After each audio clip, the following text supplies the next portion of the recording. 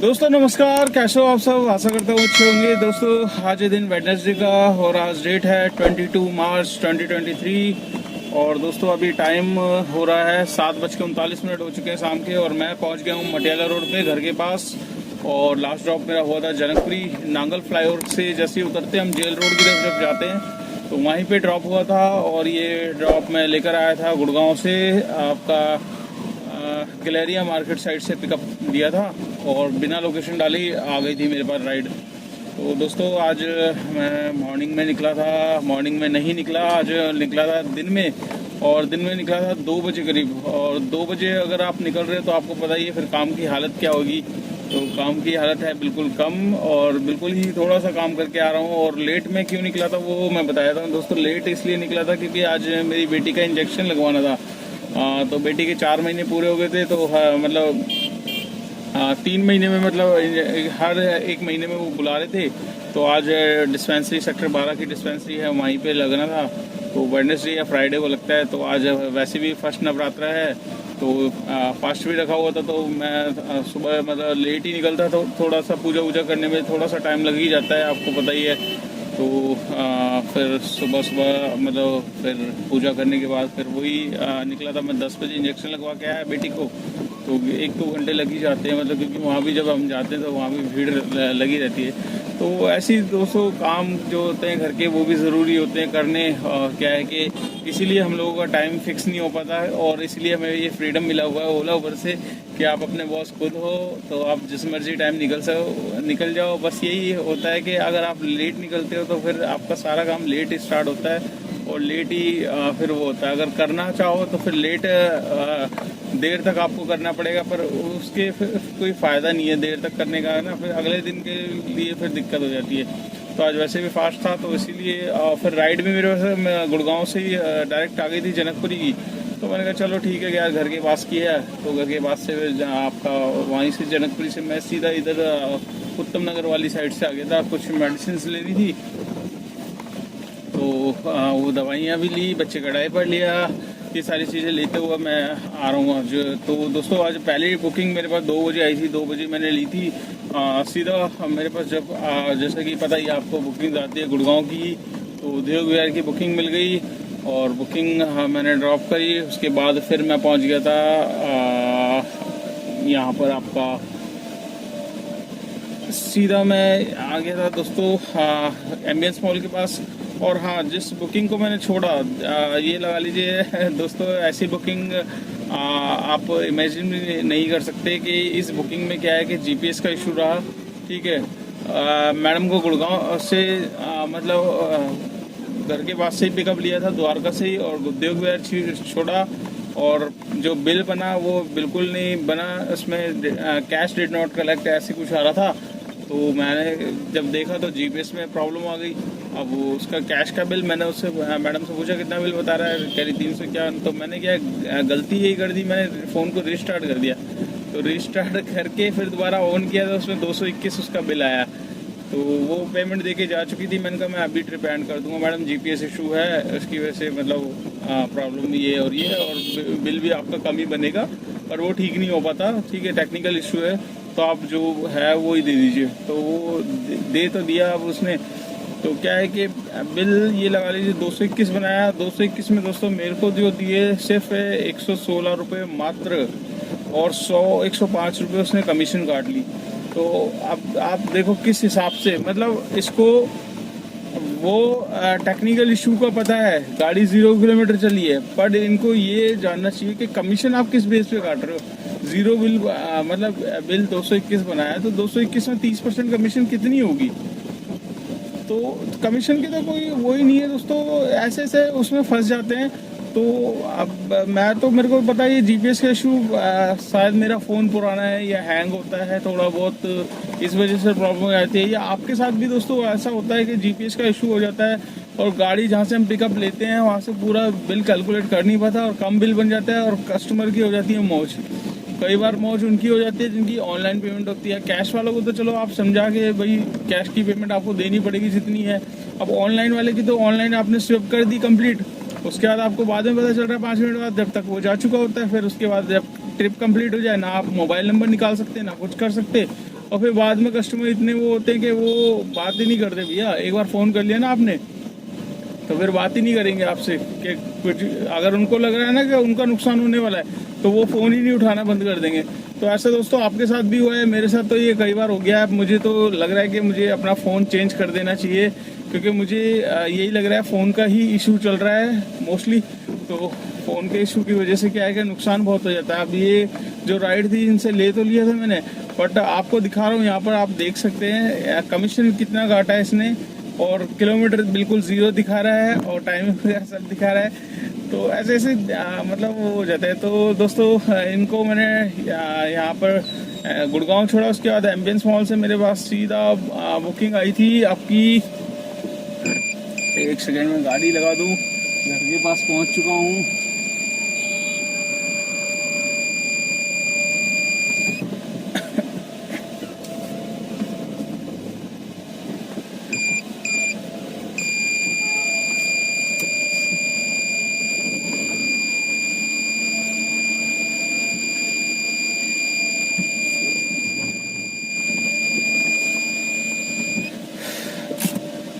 गाड़ी लगा दी है हमने और फैन दे रहा है एकदम फराटेदार हवा। बाहर की हवा खाने की ज़रूरत नहीं है, पॉल्यूशन वगैरह खाओगे और बीमार हो जाओगे।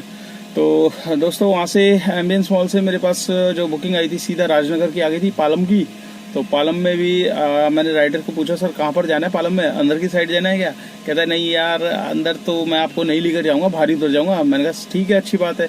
तो मैंने देखा फ्लाईओवर के नीचे ही थी, कह रहा फाटक से मत जाना। मैंने कहा ठीक है सर एक काम करते हैं ऊपर से ही चले जाते हैं। मैंने कहा अगर आपको जल्दी पहुंचना है तो आप यहाँ ऊपर फ्लाईओवर के उतर जाओ, यहाँ से नीचे उतर के ई रिक्शा कर लेना, वहाँ से आपका कह रहा हाँ ये बेस्ट रहेगा। मैंने फटाफट उनको वहीं ऊपर फ्लाईओवर के छोड़ा। वहाँ से मेरे पास तुरंत बुकिंग आई गौतम नगर की।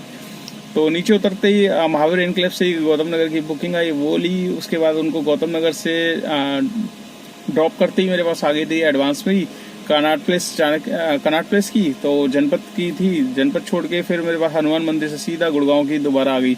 तो दोस्तों जो बुकिंग में बता रहा था कि इसमें मेरे को नुकसान देखिए दो नुकसान ज़्यादा ये हो गया कि इसमें मेरे को ऊपर एक 100 रुपये का स्टेट टैक्स देना था, वो मेरे को नहीं मिलेगा।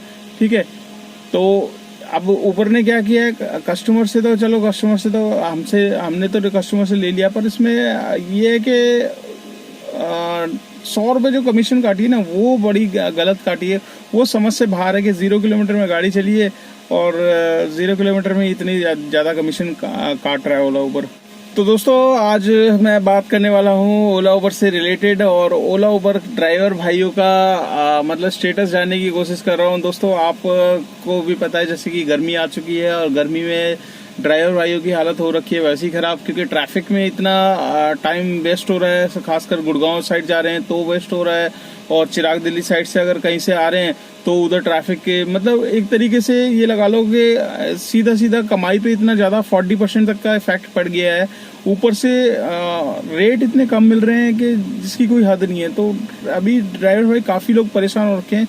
परेशान इस चीज़ से है कि एसी चल रहा है गाड़ी में, और एसी चलने के बाद भी चलो एसी बंदा चला देता है, उसके बाद फिर रेट नहीं मिल रहा है। तो रेट मतलब समझ नहीं आ रहा क्या करें, क्या दोबारा से स्ट्राइक करने का एक दोबारा एक वो बना रही है ओला उबर के ड्राइवर भाई को मजबूर करे कि वो दोबारा आए और फिर दोबारा से स्टिकर लगाए पीछे के भैया एसी नहीं चलेगा गाड़ी में, एसी चलवाना है तो आपको एक्स्ट्रा पैसे देने पड़ेंगे, क्योंकि रेट ऑलरेडी खराब कर रखा है। खराब करने का रीज़न मैं आपको 2 दिन पहले की ब्लॉग में बता चुका हूँ कि इन ड्राइवर की वजह से ही रेट खराब हुए हैं, और इसमें गलतियाँ हमारे जैसे ड्राइवर भाइयों की भी है। 30 से 40% ड्राइवर भाई जो दिल्ली एनसीआर में गाड़ी चला रहे थे उन्होंने इन ड्राइव की बुकिंग्स ली और रेट काफ़ी कम रेटों में लेकर गए हैं। देखिए चलाई मैंने भी है, बट मैंने कम रेट में नहीं ली। मैंने हमेशा जब भी चलाई है मैंने आपको विद प्रूफ दिखाई है कि इस रेट में मैं लेकर गया हूँ।